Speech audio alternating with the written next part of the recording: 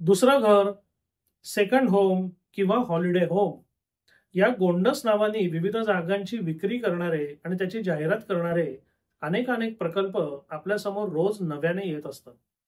आणि माझ्या अंदाजे गेल्या साधारणतः 25-30 वर्षांपासून याचं प्रमाण बऱ्यापैकी वाढलेलं आहे.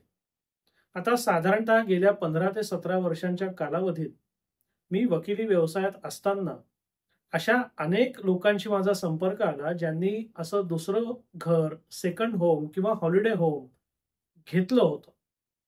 आणि त्या अनुभवातनं ज्या गोष्टी माझ्या समोर आल्या, मग त्याच्यात काही फायदे सुद्धा आहेत, काही तोटे सुद्धा आहेत. त्या सगळ्या गोष्टी प्रामाणिकपणे तुमच्या समोर मांडाव्या आणि दुसरं घर किंवा सेकंड होम, हॉलिडे होम घ्यावं किंवा न घ्यावं, या निर्णयाप्रत येताना कोणकोणत्या गोष्टींचा विचार करणं आवश्यक आहे, हे तुमच्या लक्षात आणून देण्याकरता हा स्वतंत्र व्हिडिओ आपण बनवत आहोत. सगळ्यात पहिले एक लक्षात घेतलं पाहिजे, की ज्या लोकांचा अशा प्रकल्प आणि अशा प्रकल्पातल्या जागा विकायचा व्यवसाय आहे, ते या सगळ्याची कायम चांगली बाजूच दाखवत राहतील. कारण त्यांचा धंदाच तो आहे. ते या सगळ्या व्यवसायांमध्ये किंवा या सगळ्या जागांमध्ये, या खरेदीमध्ये, या व्यवहारामध्ये काही वाईट असतं किंवा काही धोके असतात किंवा नफा-नुकसानाचं गणित कसं बसतं, कसं बसत नाही, याबद्दल चर्चाही करणार नाहीत किंवा तुम्हाला सांगणारही नाही. आणि ते अत्यंत साहजिक आहे, कारण ते त्यांच्या धंद्याला नुकसान होईल अशा गोष्टी ग्राहकांपुढे कशाला मांडतील. पण ग्राहक म्हणून जेव्हा तुम्ही एखाद्या गुंतवणुकीचा, विशेषतः जागेमध्ये किंवा घरामध्ये गुंतवणुकीचा विचार करत असता, तेव्हा त्याकरता फायदे आणि तोटे या दोन्हीचा विचार करणं हे तेवढंच महत्वाचं आहे. म्हणून आता दुसरं घर किंवा सेकंड होम घेताना कुठले कुठले फायदे असतात किंवा संभाव्य फायदे काय, ते आपण बघूया. सगळ्यात पहिला फायदा असतो, की तुमची अजून एक जागा होते. म्हणजे तुमचं राहतं घर आणि तुमचं अजून एक दुसरं घर किंवा सेकंड होम किंवा हॉलिडे होम या नावाने तुमची एक स्वतंत्र जागा होते. हा सर्वात पहिला फायदा आहे. दुसरा फायदा असा आहे, की ती जी जागा आहे, ते जे घर आहे, ते जर तुम्ही भाड्याने दिलं, मग ते कायमचं भाड्याने असेल किंवा जे टुरिस्ट असतात, म्हणजे जे पर्यटक असतात, त्यांच्याकरता जर तुम्ही ते भाड्याने दिलं, तर त्याच्यातनं तुम्हाला नियमित उत्पन्न मिळू शकतं. तिसरा महत्वाचा फायदा आहे, तो म्हणजे तुम्ही जेव्हा जागेमध्ये किंवा घरामध्ये गुंतवणूक करता आणि कालांतराने ते घर किंवा ती जागा जर तुम्ही विकली, तर त्यातनं जो फायदा होतो, तो तुम्हाला मिळू शकतो.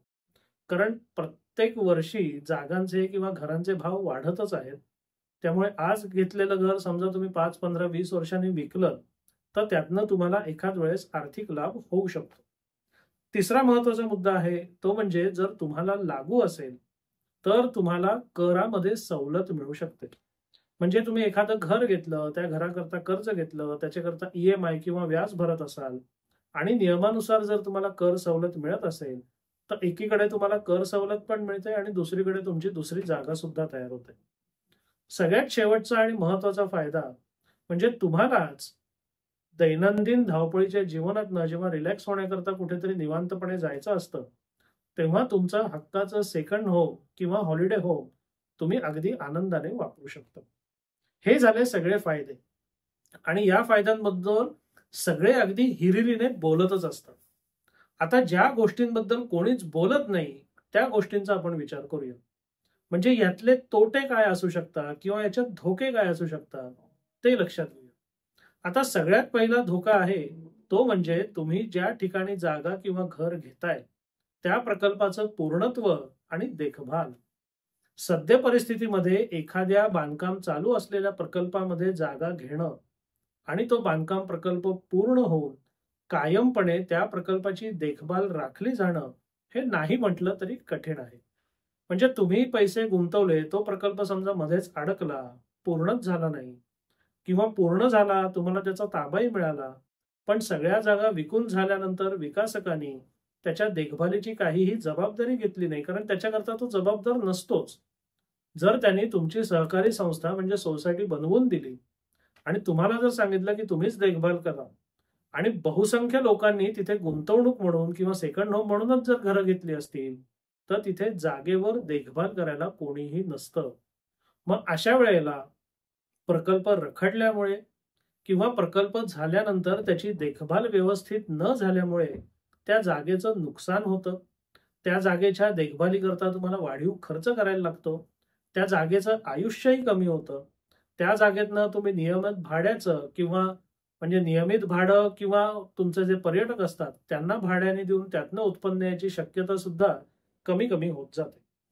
पुढचा महत्वाचा मुद्दा असतो तो म्हणजे जेव्हा तुम्ही असं एखादं घर किंवा सेकंड होम किंवा हॉलिडे होम घेता, तेव्हा त्याच्या देखभालीकरता तुम्हाला फेऱ्या आणि हेलपाटे मारायलाच लागतात. विशेषतः जर ते तुम्ही फार लांब घेतलं असेल, म्हणजे एक 30-40 किलोमीटरमध्ये जर तुमचं दुसरं घर असेल, तर तिथे जाय करणं सोपं आहे असं वाटतं. पण मी माझ्या आणि माझ्या सभोवतालच्या लोकांच्या अनुभवावरनं हे सांगितलेलं आहे, की तुमचं राहतं घर सोडून अगदी 5 किलोमीटरवर जरी तुमचं दुसरं घर असेल, तर तिथे नियमितपणे जाणं हे कठीणच आहे. म्हणजे कुठेही तुमचं घर असो, त्याच्या देखभालीकरता हेलपाटे मारणं, तुमच्या दैनंदिन जीवनातनं त्याच्याकरता वेगळा वेळ काढणं, हे काम तुमच्या मागे लागतं. आता काही लोक याच्यावर म्हणतात, की याच्याकरता आपण तिथे माणूस ठेवू शकतो. अगदी खरं आहे. पण तो जर माणूस ठेवला, तर त्याच्यात परत 2 मुद्दे आपल्याला लक्षात घ्यायला लागतात. एक म्हणजे असा माणूस काही फुकट काम करत नाही. म्हणजे त्या देखभाल खर्च जो आधीच चालू आहे, त्याच्यात हा वाढीव देखभाल खर्च करायला लागतो. दुसरं म्हणजे समजा त्या माणसाने तिथे काही गैरकारभार केले, तर त्या जागेचे मालक म्हणून तुमच्या मागे कायदेशीर कटकटी लागू शकतात. असं मध्यंतरी आमच्या एका पक्षकाराच्या बाबतीत झालं होतं. त्याचं असंच लांबवर एक घर होतं. त्या लांबवरच्या घरामध्ये एक माणूस ठेवलेला होता आणि तो माणूस या मालकांना न सांगता परस्पर पर्यटकांना किंवा काही लोकांना तिथे राहायला देत होता. बरं मध्यंतरी एकदा जे लोक तिथे राहिले, तिथे त्यांनी बराच दंगा केला.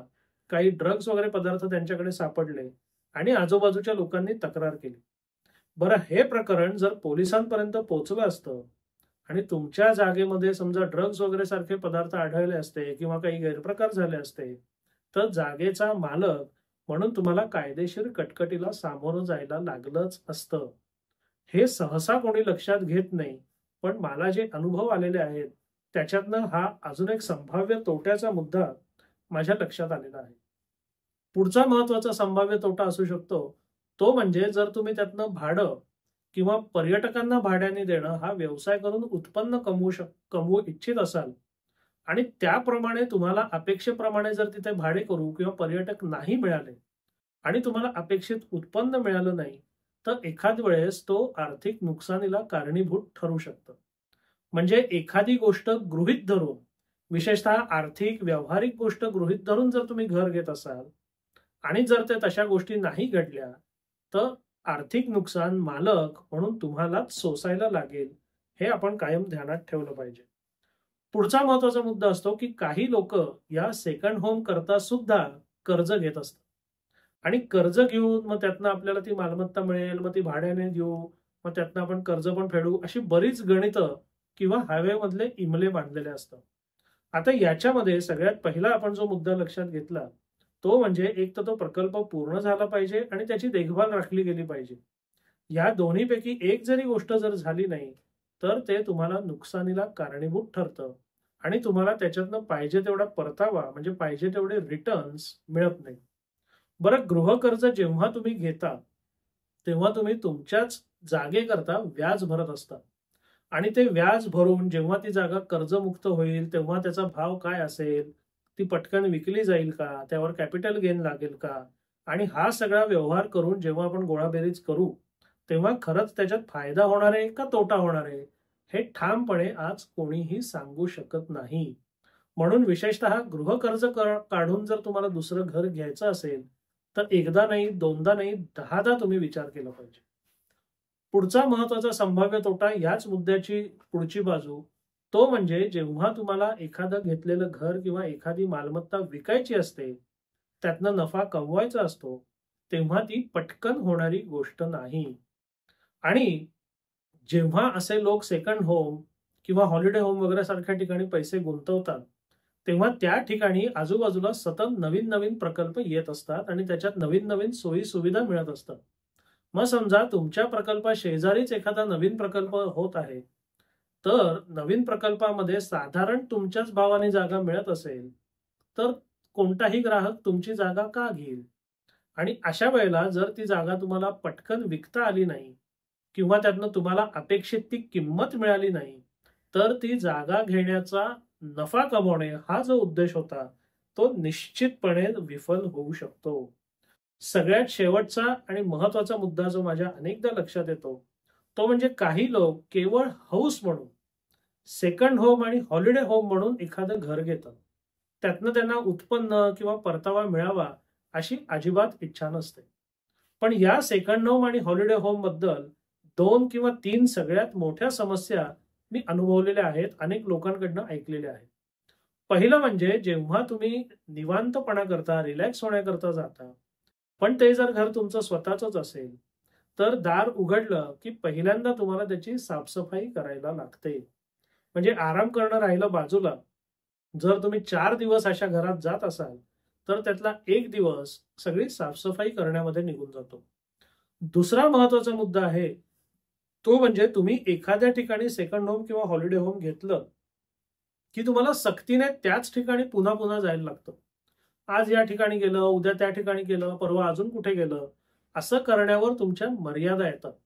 कारण तुम्ही एकीकडे पैसे गुंतवलेले आहेत.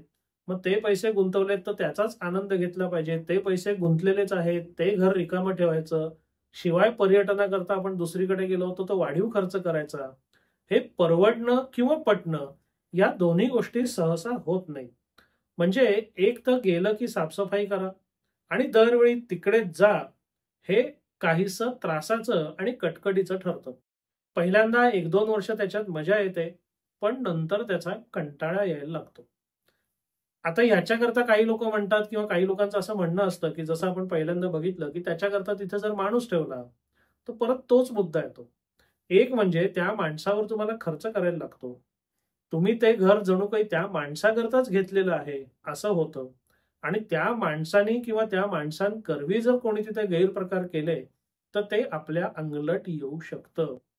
म्हणून सेकंड होम किंवा हॉलिडे होम किंवा लांब कुठेतरी जागा घेण्यापूर्वी संभाव्य फायदे, संभाव्य तोटे या सगळ्याचा आपण विचार केला पाहिजे.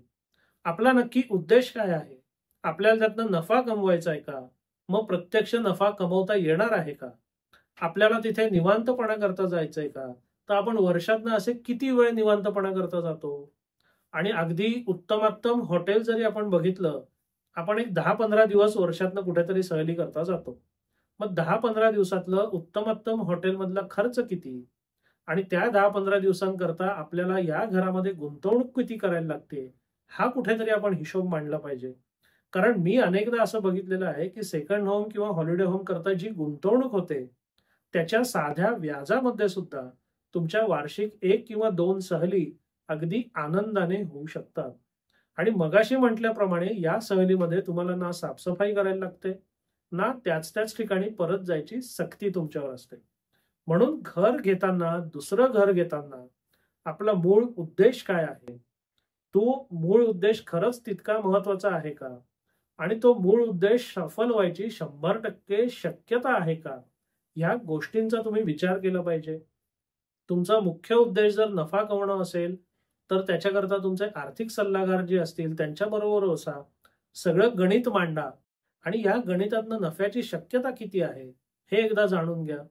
तुम्हाला आनंदाकरता जायचं असेल, तर तुम्ही आनंदाकरता असे किती दिवस जाता? त्याचं मूल्य किती होतं? आणि त्याच्याकरता या घराची गुंतवणूक किती होते? हे एकदा मांडून पहा. म्हणजे हे जे सगळं आता दुर्दैवाने काय झालंय, या सगळ्या गोष्टींचं मार्केटिंग भयंकर अग्रेसिव्हली म्हणजे भयंकर पुढाकार किंवा हिरिरीने केलं जातं. आणि जेव्हा तुमच्यावर मार्केटिंगचा मारा केला जातो, तेव्हा तुम्ही जवळपास हिप्नोटाईज होता आणि हिप्नोटिझममध्येच तुम्ही तो निर्णय घेता. तुमची सद्सद विवेक बुद्धी तिथे काम करत नाही. कारण तुम्हाला ते अगदी भुरळ पाडली जाते आणि भुरळ पाडून तुम्ही गुंतवणुकीचा निर्णय घेता. आता गुंतवणूक किंवा सेकंड होम किंवा हॉलिडे होम घेऊच नाही का? किंवा मी त्याचा किंवा त्या प्रकल्पांचा शत्रू आहे का? तर असं नाही. माझं काय म्हणणं आहे, कोणतीही गोष्ट करताना तुम्ही ती डोळसपणे करा. त्याचे संभाव्य फायदे, संभाव्य तोटे जाणून घ्या आणि त्याच्या सकट जर तुम्हाला पुढे जायचं असेल, तर तुम्ही पुढे जाऊ शकता. त्याच्यात तुम्हाला कोणीच रोखायचं कारण नाही. पण बरेचदा काय होतं, या मार्केटिंगच्या दुनियेतनं तुम्हाला फक्त एकच बाजू, उजळ बाजू दाखवली जाते. त्याचे संभाव्य फायदे आणि तोटे कधीच सांगितले जात नाही. म्हणून ती बाजू पण जाणून घ्या. दोन्हीचा समतोल तुमच्या आयुष्यात साधता येतोय का बघा. आणि ते जर तुम्हाला पटत असेल, तर तुम्ही सेकंड होम घेऊ शकता. पण या सगळ्या मुद्द्यांचा विचार करून 1% जरी तुमच्या मनात किंतु असेल, तर असं घर न घेणं, एवढी मोठी गुंतवणूक न करणं, हेच केव्हाही श्रेयस्कर आणि शहाणपणाचं ठरतं. आपल्याला हा व्हिडिओ कसा वाटला? अवश्य कळवा. धन्यवाद.